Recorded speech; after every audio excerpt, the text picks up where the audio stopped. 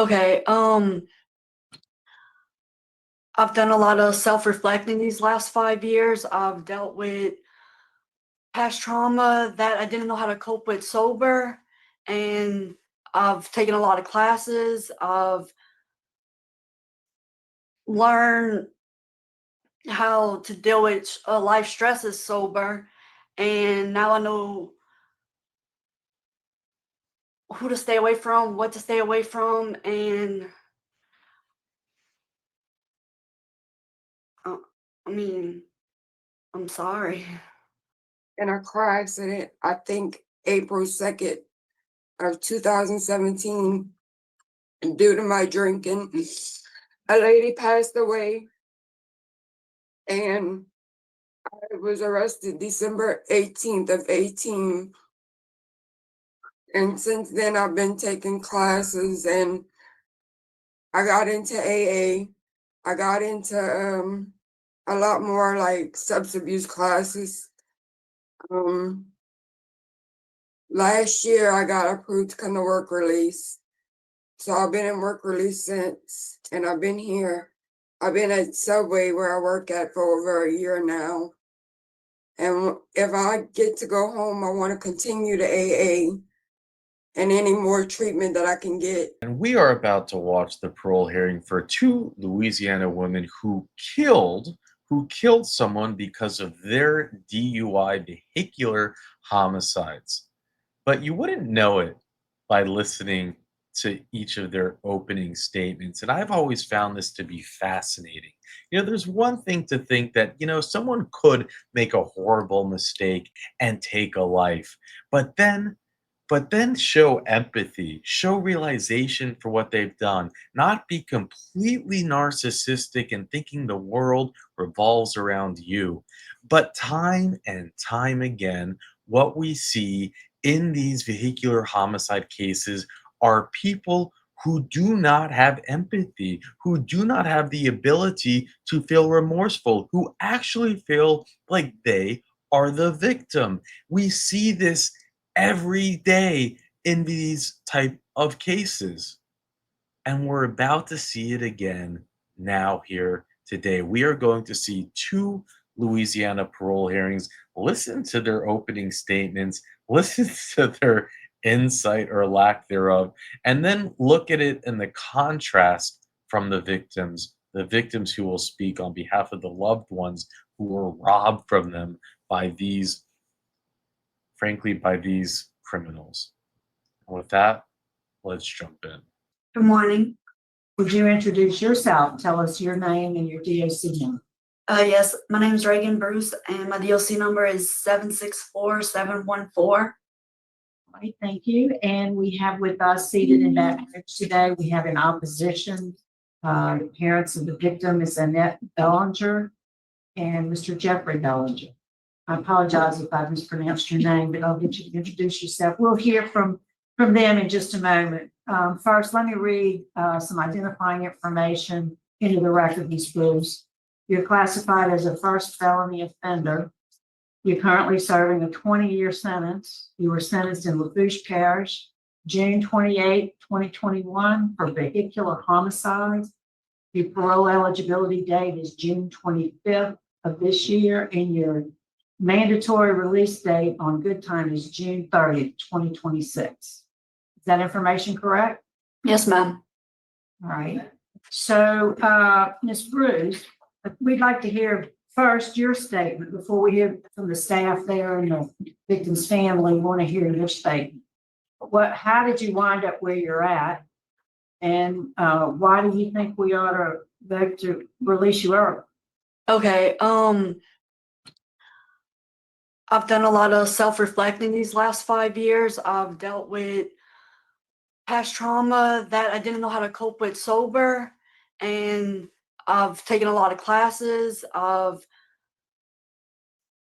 learned how to deal with life stresses sober, and now I know who to stay away from, what to stay away from, and uh, I mean, I'm sorry.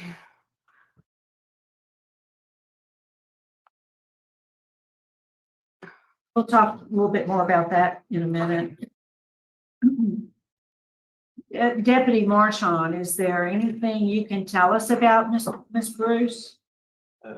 Since she's come to us and been in our work release program with Sergeant Misty May, she has had no incidents, no write-ups, and comes with a recommendation from all women's work release staff. All right, thank you, sir. Before we get into our interview with you, Miss Bruce, we'd like to hear from the victim's family, and I believe it's Annette that's going to be speaking. If you step up to the podium, and we'd like to hear what you have to say. Excuse me. Okay. First, I'd like to thank the families this opportunity. I only hope what was said is true. I do know that, in 2021, there was a legislation enacted and revised the statute of 14-405, which is to protect families of people who are incarcerated of being harassed through social media. Am I surprised that nothing's showing up? Yes. We did file a complaint, Kelly from MAD. We filed a complaint with the lieutenant at the facility where she is at. The reason I'm here today, probably may not have, because the inevitable is going to happen. She's going to bring. Will we ever have our daughter back? No. Will our granddaughter ever hold her mother? No. She will. But our granddaughter cries.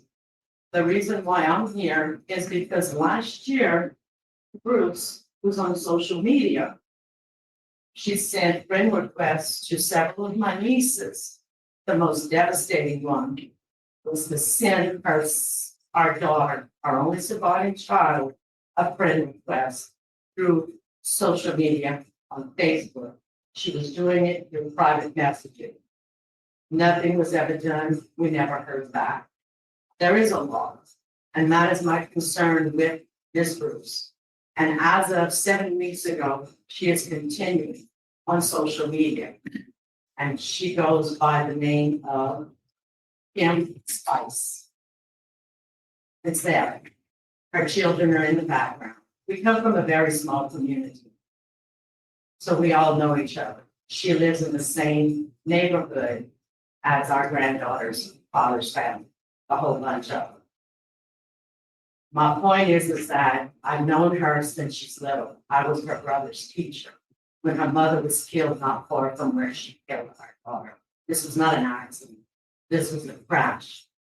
She made that decision to get behind the wheel of the vehicle in the condition she was in after being pleaded not to get on the highway, which has been, maybe it was her past, maybe that's what brought her to where she is today. But why is she still on social media? Why is she still not following the laws like we all have? And I think the most devastating, and you have a copy of it, is her profile picture with the most disgusting thing in the words of a song about someone getting, I'm not even gonna read it because the words are, but it's basically someone getting drunk and having a crash, which is what she did. She took our daughter, who will be forever 28 years old, who left behind a child that was 3 years old, that we now have full custody of. You have in front of you the documents that states that Reagan Bruce, upon release, and I'm here because the inevitable is going to happen. She will get out. And I pray that she learned a very valuable lesson. She took a precious life from us and from the community who is thriving in school system. Our granddaughters that are function today are the thing that her mother was in charge of. And we're trying to get back to her because we never missed anything. My point is that there's a document there that was issued by Judge A. I wanted a protective order for this child until she was of an age that she could fend for herself. Judge A. not only allowed that to happen, she has a lifetime stay away order from this child. One of my guarantees, if she can't follow this law, that she can follow that. That is where my concerns are. And I'm hoping that everything she said here today is truthful. Because I lived my life in faith. And by God, that's why I'm still here today. Because we're still grieving the loss of our beautiful daughter that she killed. This was not an accident. This was a choice she made 7 years ago. She was in a rehab. She walked out 7 days later. She killed our dog. She left on her dog. And 7 days later, she killed our dog. My heart goes out to her two children because they have to be suffering the same consequences that our granddaughter is, which is a beautiful child. This woman convinced her father, who is schizophrenic, to bring her to her. This child has been tormented by what happened to her, kissing, sitting on her and telling her she loved her. I want it clear to her to understand that there will come a time when her children may be in the same facilities of schools together. She stays away from my granddaughter for the rest of her life. She has been through enough. We have all been through enough. Thank you. Yes, ma'am. Thank you for being here.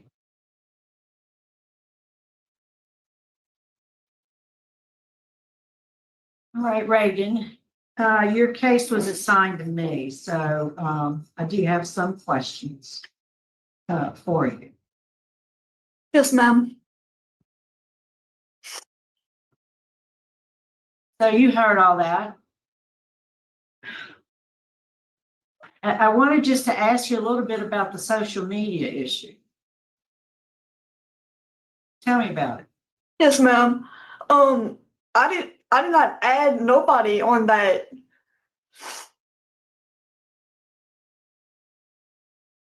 How's she saying that I added people? I didn't add nobody.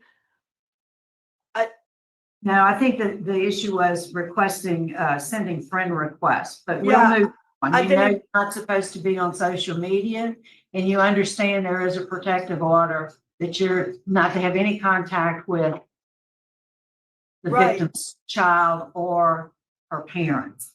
Yes, ma'am. Yeah. Okay, so you're in work release. Where do you work? At OCM, Wichita Contract Manufacturing. You do. Say that again. I'm sorry. Do there. Production work.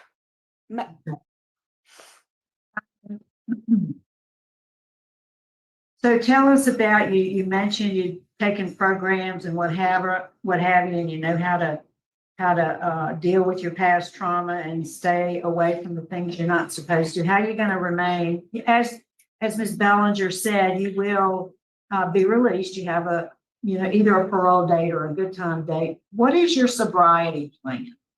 To continue AA. Possibly do outpatient.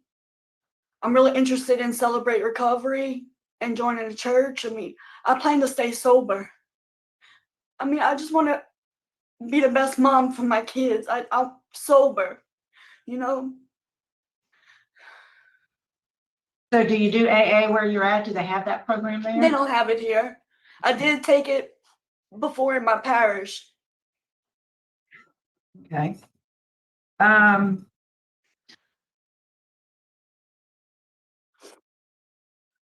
Your level of education, you claimed a year of college at intake. Yes, ma'am. All right, what are you planning to do to support you and your children whenever you go home? My grandparents own an insurance company and I got a job already lined up for me. Right, I did see that in your plan, you do. I'm just gonna sit back and listen to my colleagues to see if they have any questions. How long have you been incarcerated for? 5 years. Pretty much to the day? Yeah. Yes, sir. That's my only question. Questions?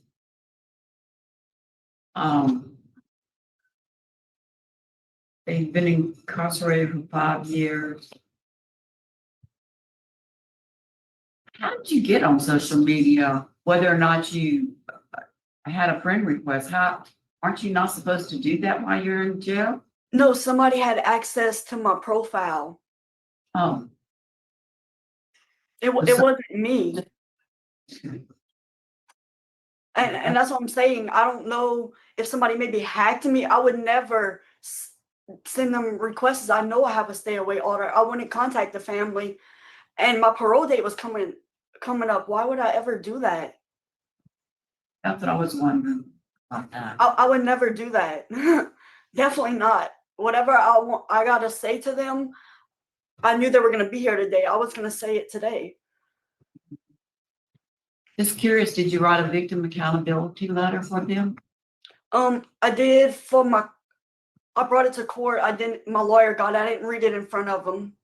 No. But I wrote something to tell the family. Okay, so if ever they're ever ready to read it, they'll know that. it's Okay, on- I would be glad to do that. I would really actually like that a lot. That's something for you to know about and for them to know about too. Okay. How do Did I you go s- about that? If they're ready, how do I know that I'm able to send one? Well, you would do it through DOC. You would speak to Okay. the victim advisor there. Yeah, you would send it to us and Okay. then we'll let them know that it's there. And if they ever want it, we'll provide it to them. Okay, great. Okay. Is there anything you want to say to close it out for us? Yes, I want to let the family know that I am so sorry. I am really sorry that I took an innocent life that day behind a bad decision I made. And I just really hope one day y'all forgive me. I know it's gonna be hard. I completely understand. And I hope one day the daughter really finds it in her heart to forgive me. That's right. it. All right. I think we're prepared to vote and I'll be voting first. This has been tough to listen to on both parts. I was pleased to hear what Deputy Marchand had to say. I was pleased to hear what you said and really hope, as Ms. Bellinger said, that all of it's true and that you really are on the path to recovery. But my vote today, based on the proximity of your good time day, the fact that you made a plea agreement, the fact that you're doing well in work release now, my vote today is going to be to deny your parole. But I do wish you well when you go home. Mr. Byron? I'm gonna concur with Ms. Renata. You've only served 5 years on a 20-year sentence. And you do have an automatic out date, June 30th of 2026, which is not asking a lot. You can concentrate on getting yourself better and programs in prison and good luck to you. Right. Mrs. Stapleton? I'm gonna concur with my colleague. All right, Ms. Bruce, good luck to you. All right, thank you. We're going to sign out of Washita at 9:27. Okay, and before we watch this next parole hearing, which is also a woman who killed someone, was also sentenced to the similar sentence, but it's just like a gimmick sentence, like you get paroled after like 5 years. Before we watch that, I'll unpack a little bit of this. First, thank you, Lady Holly, for pulling the research on it. Lady Holly actually found that Facebook page. I'm not going to share the exact details because I just don't understand YouTube guidelines, but yeah, it's there. It's under an alias. It has her picture and pictures of, so, obviously someone did make it on her behalf. She didn't deny that. She just denied, I don't know who wrote the family. And, I, I just don't, someone wrote the family. So who wrote the family? And you're saying and remember, it's a criminal thinking, the criminal mind, the narcissistic mind thinking, maybe I can influence them to be nice to me at my parole hearing by creating a relationship. And then she said in the parole hearing, I was hacked. The classic thing that you hear and all from chomos when they're busted. BS. Wasn't it interesting how she has her opening statement? She has her opening statement and she says nothing. She says sorry one time. That was it. You would think that all these years later, you'd be losing sleep, you'd be hating yourself, you'd be thinking about this all day long. You would mention the person you killed's name. You would say, "I'm so sorry that I killed her, that I took away a mother." No, it was nothing, nothing. And that's insane, but we see it all the time. And you have to have your poor mother come up and then she starts crying, right, for herself when the mother's talking. But the second the Facebook page is mentioned, whoa, the waterworks stopped instantly. And she's just like making these faces like, huh? I don't know what you're talking about. Which, I can't tell. I'm not a good judge whether it's fake faces or not fake faces. But what I could tell is that she went from oh to huh, like instantly. That's not possible. If someone's really like, it's just, I don't know. I don't get it. And it turns out, from the, I can't screen share these stupid articles because of the ads. I can't do it. But basically it was, we heard from her mother. She got out of it was like just 6 weeks from getting out of, oh, do I actually, I think there's, oh, there's I could share the picture of the wreck. Wow. She herself was flown by helicopter to the hospital, and her life was saved, but of course her victim wasn't, which is very common in these crashes. She had a blood alcohol content rating. Let me see. Oh, they baited me with an ad? Is that it? I don't know. Let's see what they're saying. 28% of those involved drivers who were legally drunk. One of the researchers said that to read study points up an important fact. No, I'm sorry. It's not even, the whole thing was an ad. It wasn't even the wreck.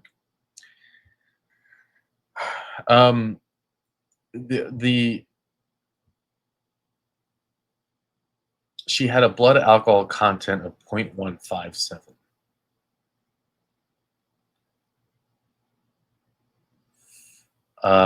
It happened on January 11, 2019. She has her parole hearing in 2021. She's getting out in 2026. And this is part of the gimmicks. It's like we hear, wow, someone sentences 20 years. Wow, But they go to work release. They get parole after 5, good time after 6.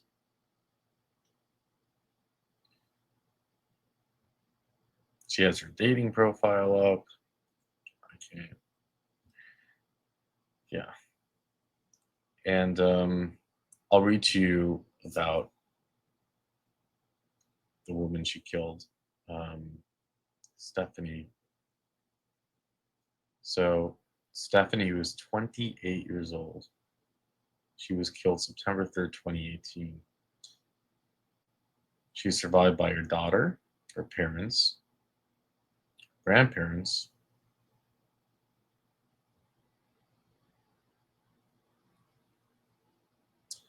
she enjoyed art, painting, and working with children. She was a loving mother, daughter, sister, and friend to all.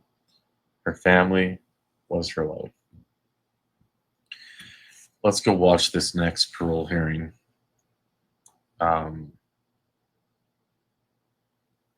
They're just so similar. Let's jump in.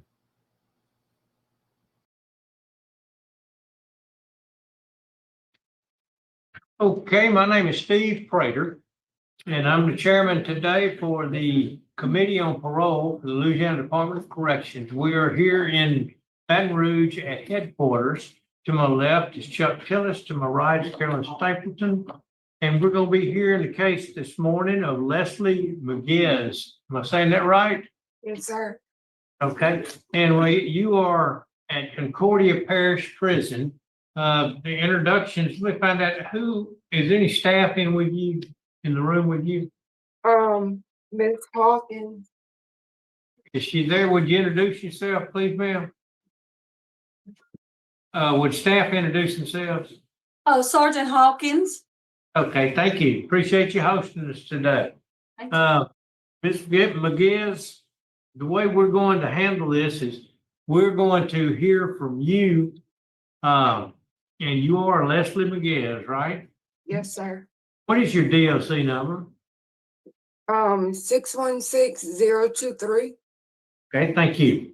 We're gonna hear what you have to say about how you ended up there, what you did, what you've done since you've been in the facility locked up, and what you plan to do if you're released on parole. Then we're gonna hear from the staff there to say what kind of person you've been as far as your behavior while you're there. Then we're going to hear from two folks that are in opposition to you being released. And so that's the way this is going to happen. So why don't you go ahead and start and tell us why you're there, what you've done since you've been there. In a car accident, I think April 2nd of 2017, due to my drinking, a lady passed away, and I was arrested December 18th of 18. And since then, I've been taking classes, and I got into AA. I got into a lot more like substance abuse classes. Last year I got approved to come to work release. So I've been in work release since, and I've been here. I've been at Subway where I work at for over a year now. And if I get to go home, I want to continue to AA and any more treatment that I can get. Okay. All right. Why are you there? I didn't hear you say anything about that. Vehicle homicide. Okay. All right. Okay, well, with somebody from the facility in the last year, how's your conduct been? Very good. She has no write-ups. She goes to work on time. They call her in to go to work. She shows up. We don't have any complaints here. Okay, well, thank you for that input. Okay, we'll move on then to a couple of folks that are in opposition. Melissa Fritz, who is the victim's mother, the lady that died in the car crash. It's her mother.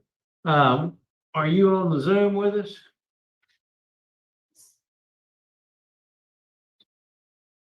Okay, Melissa, are you unmuted? Yes, I'm unmuted. Okay, would you tell us what you have to say about Miss McGeez's parole request today? I am completely against it, 100% against it. I don't feel like it's fair. I feel she should serve every bit of time. I see she has, she's wanting out. She feels like she's earned it or whatever. My point is this: she had 3 prior things, and if the judges had actually made her have accountability, then my daughter would still be here. It's her always getting leniency. My daughter's gone forever. She's wanting to cut it short because she wants her life back. My daughter's never coming back. The kids still cry for her to this day. They're doing great. They're doing good considering, but they still have breakdowns. They're still crying. She's never coming back. It wasn't just an accident. It was a choice, a conscious choice to drive, completely obliterated, regards for nobody's life, disengaging a breathalyzer thingy on her vehicle. At the court hearing, when my daughter, when she was sentenced, she was completely higher than a kite, no remorse whatsoever, and faking injuries. Like, it's just, the whole thing's a mess. No, I don't feel like she deserves it. We were told at the court hearing she was going to get maximum penalty with no chance of parole.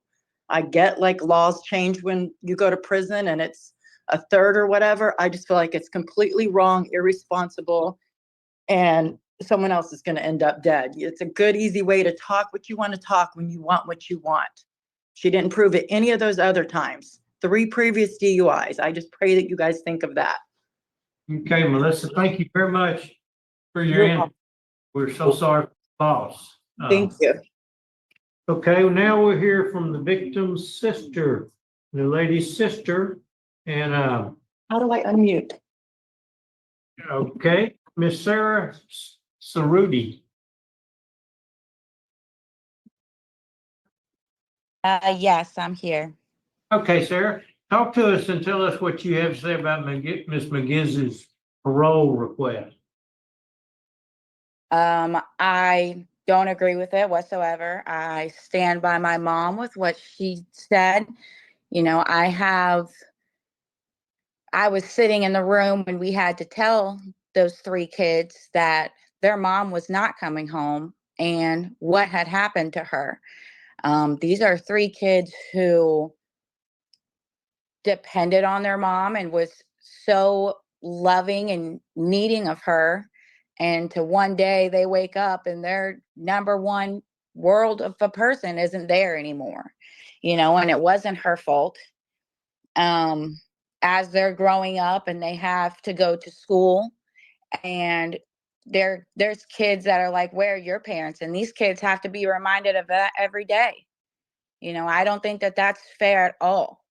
I don't think it's fair for after, like my mother said, after 3 times, when is enough enough? When are your eyes going to be opened that this isn't just, it's not an accident, it's not a mistake. You knew what you were doing when you got behind that wheel. And now 3 kids, not just 3 kids, you know, a brother, a sister, a mother, a grandma, a father, they all lost somebody that day. Okay. All right, Ms. Cerruti, I appreciate that insight and input, and we certainly will take that into consideration also. Ms. McGeez, it's my turn this is my interview, and then my partners here will ask questions if they have any, and then we'll take a vote as far as your parole request. How long have you served in jail? Been down, I think 7.5 years now. Okay, and how many DWIs did you have over the course of your life? 3. 3? Yes, sir. Okay, I thought this was your 4th. Oh, I probably didn't realize. I look at my rap sheet and that's how I know. Okay, well, you're serving for 4th offense DWI is what you're serving for, but I noticed as is usually the case on plea bargains, like you had at least two the second DWIs, but I'm just curious how many times that you have been arrested. Have you had any substance abuse treatment since you've been there? Yes, sir. Huh? I have substance abuse. I took AA. I took like reentry, all that. Those, I don't know that that's addressed the substance abuse problem I'm talking about. I'm talking about extensive, because you got a substance abuse problem. Do you realize that? Yes, sir. Okay, and what is your preference? Alcohol, it appears? Yes, sir. Okay, and so you started going to AA. When did you start that? I was at Jetson. Okay. All right. They don't have it here. And when is your good time date? When are you getting out no matter what we do about it? July 28th, 2026. Okay, so you got 1 year, 12 more months to serve, no matter what we decide today. Okay, I think I'm ready to vote. I am. Any question? You can ask your question. Do you want it on the record what the DA and the sheriff had to say about this? No? Okay. Truthfully, it's in the record what they Okay. said. Okay, I'm the one that votes. You need 3 votes. My vote is to deny today because of the victim opposition, because it's still bottom. You've only served really for the sentence that you got. You're not serving many years. So I think 12 more months is gonna be okay. And I can't emphasize to you enough the need for some real treatment, some in-house treatment, substance abuse treatment. That's my vote. My vote also is to deny. My vote is denied. The reasons are you showed deliberate indifference towards public safety when you drove like you did drunk. Number 2, you have an extensive history concerning DWIs. It's your 4th for sure. You've only served a 7 years of a 25-year sentence, and there's opposition by the victims, the DA, and the sheriff. Okay, your parole request has been unanimously denied today. Keep doing what you're doing. I could see that you had a lot of remorse when the others were talking, you began to cry and all that, but you didn't say anything about that when we I wrote a letter. did it. So have you had any victim awareness classes? I'm sorry. Have you had any victim awareness classes? I think so. I think I had one. Okay. All right. Well, we'll see about, maybe you can get that address there, talk to the facility. But anyway, your parole as of 10:02 this morning has been denied, end of hearing. And that's the end of our cases for today. So we'll be signing off from the Department of Corrections. And you really can't make it up in terms of this, no empathy, right? Her opening statement, nothing. It was as if it was. What were the words that she used? I mean, the exact words here. Let me play for you. Let me play for you both of their opening statements again. I think just to emphasize how like not connected to the pain that they have caused. Okay, I've done a lot of self-reflecting these last 5 years. I've dealt with past trauma that I didn't know how to cope with sober, and I've taken a lot of classes. I've learned how to deal with life stresses sober, and now I know who to stay away from, what to stay away from, and I mean, I'm sorry. In a car accident, I think April 2nd of 2017, due to my drinking, a lady passed away, and I was arrested December 18th of 18. And since then, I've been taking classes, and I got into AA. I got into a lot more like substance abuse classes. Last year I got approved to come to work release. So I've been in work release since, and I've been here. I've been at Subway where I work at for over a year now.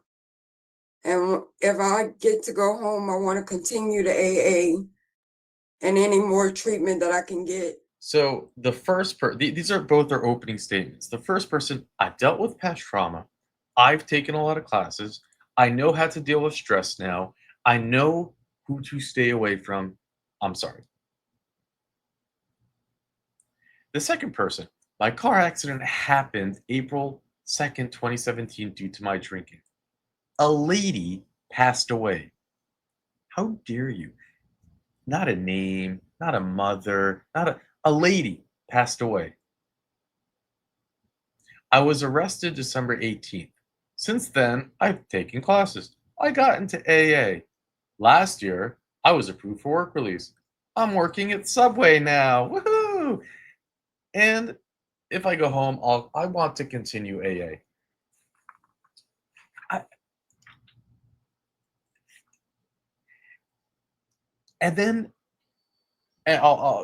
I'm going to touch on this hypocrisy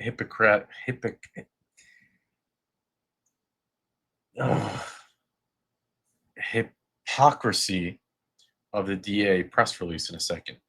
But it's like, again, how can you? I mean, there's so many things. You would think that there's been, I guess, 6 years, 7 years issue, that you would know who you killed's name. You'd be emotional. You would, and then the answer is, have you taken? And it's like, have you taken victim awareness classes? And it really is nuts that certain people need to be taught how to fake feeling empathy, because I don't buy the whole idea of being taught to feel empathy. It's like you have to be a top victim awareness. It's like, wow, there's another victim I should be aware of. Let me learn victim awareness in the victim awareness program. But it's true. And you see this all. I mean, how similar were these hearings? Now here's the two-faced DA. This is a press release that they issue on their website. They say judge sentences defendant to 25 years of hard labor, right? That's what they want their constituency to see. And then it goes on to say at the bottom, look at this, the bottom of the press release. The sentence imposed by Judge Landry reflects the seriousness of this tragic event. This cause should serve as a reminder that driving while impaired will come at a cost. And it's all manipulation.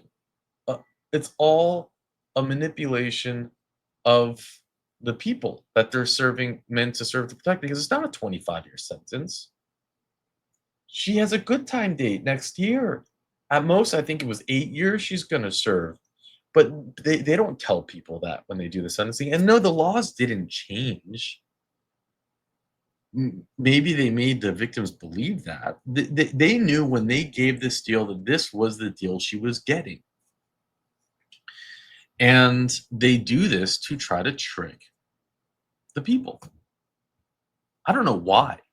This person, this was her 4th DUI. How do you go?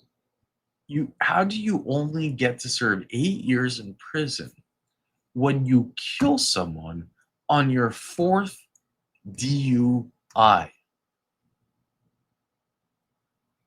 What kind of judge, what kind of DA are they? This is not protecting the public. This is not the right thing to do. She's dangerous. You need to protect the community, and you also need retribution. And she's clearly not rehabilitated. God, I would like to take AA when I get back. I mean, wouldn't you wouldn't you, because you actually care, not even because you want parole, been like, this is my sponsor, this is the AA I'm going to go to, I'm going to do a 90-90, I'm going to take the shot, I'm going to do, like, preaching the AA book as if you meant it and owned it and care, because you realize that you need it. But there's nothing there. On April 2nd, 2017, Louisiana State Police notified a critical injury crash in the westbound lane of I-10. The crash occurred on an elevated portion of the I-Tuck Basin Bridge. The defendant drove in the wrong direction on I-10 for approximately 9 miles. 9 miles. Driving on the wrong way of a highway prior to striking another vehicle head-on. Then struck another vehicle, resulting in a 3-car collision. 25-year-old Amanda of Petersburg, Florida, suffered life-threatening injuries and later died in a nearby hospital. 25 years old. She robbed a 25-year-old from this world. As a result of the crash, her blood alcohol was 1.184, over twice the legal limit. Evidence of her criminal history was presented before the judge at a sentencing hearing on December 8, 2018, which included 3 prior DWs, 3 prior. So, like, that is made to seem that she had more of a criminal history than even just this, than 3 DUIs. He could have sentenced her to 30 years. So the maximum penalty for vehicular is 30 years. So he sentenced her to 25. I guess they did the plea deal instead of a trial, and because of that, gave her a 5-year discount. So, you might say that. You might say, look, I mean, why put the court through the cost of a trial? 25 years versus 30 years. So I guess that was the maximum. But I don't buy that, because they could have probably, I think we've seen this before. They could have done enhancements for fourth DUI and tagged on extra time. I don't know if it's habitual offender technically, but I think enhancements, I don't know 100%. But this is scary, because she is I think it's like the Chomo thing. It's like you are letting off a loose cannon into the world, and to think that she's not going to reoffend.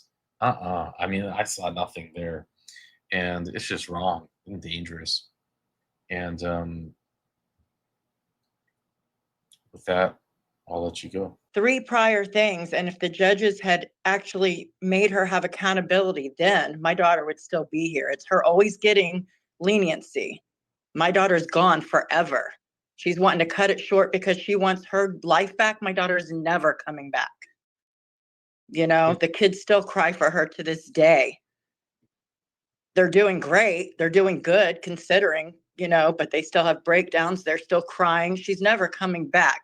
It wasn't just an accident. It was a choice, a conscious choice to drive, completely obliterated, regards for nobody's life, disengaging a breathalyzer thingy on her vehicle. At the court hearing, when my daughter, when she was sentenced, she was completely higher than a kite, no remorse whatsoever, and faking injuries. Like, it's just, the whole thing's a mess. No, I don't feel like she deserves it.